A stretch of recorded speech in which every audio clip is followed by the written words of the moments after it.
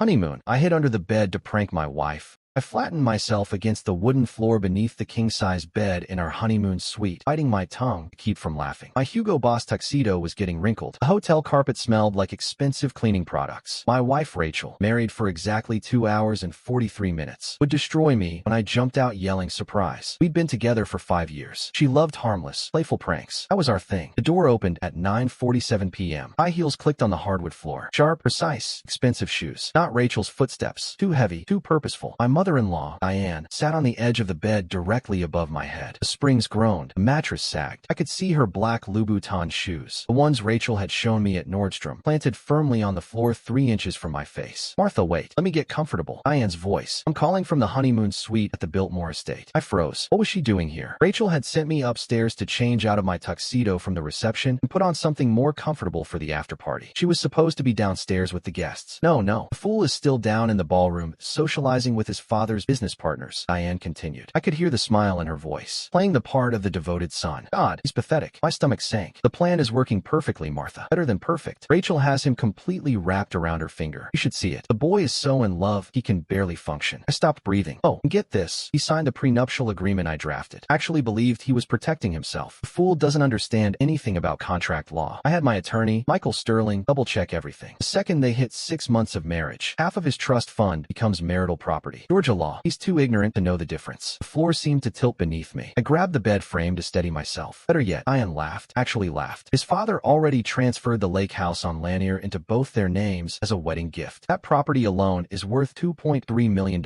Waterfront prime real estate. Rachel doesn't even have to do anything. It's already hers. My lake house. The one I visited every summer. The one Dad promised me since I was 8 years old. The one with my initials carved into the dock. Rachel plays the loving wife for a year, maybe 18 months if we need to be cautious. Then we file for irreconcilable differences. She walks away with millions. Millions, Martha. And the best part, he'll probably still be in love with her when we destroy him. My blood froze. Literally froze. I could feel it in my veins. Oh, you should have seen him at the altar, Martha. The boy was actually crying, like he'd won the lottery, like Rachel was some kind of prize. She cackled. He's wealthy, yes. Very wealthy. But pathetic. Completely pathetic. Rachel doesn't even have to sleep with him much. She can claim she's tired from work, headaches, whatever. He's so desperate for affection he'll accept anything. Rachel. My Rachel. The woman I'd just married 3 hours ago. The woman I'd been dating since we met at a charity gala in 2018. 5 years. The woman who moved into my penthouse, who met my family, who planned this wedding down to the smallest detail. The father is the real prize, though, Diane continued. James Whitmore. Estimated net worth of $53 million.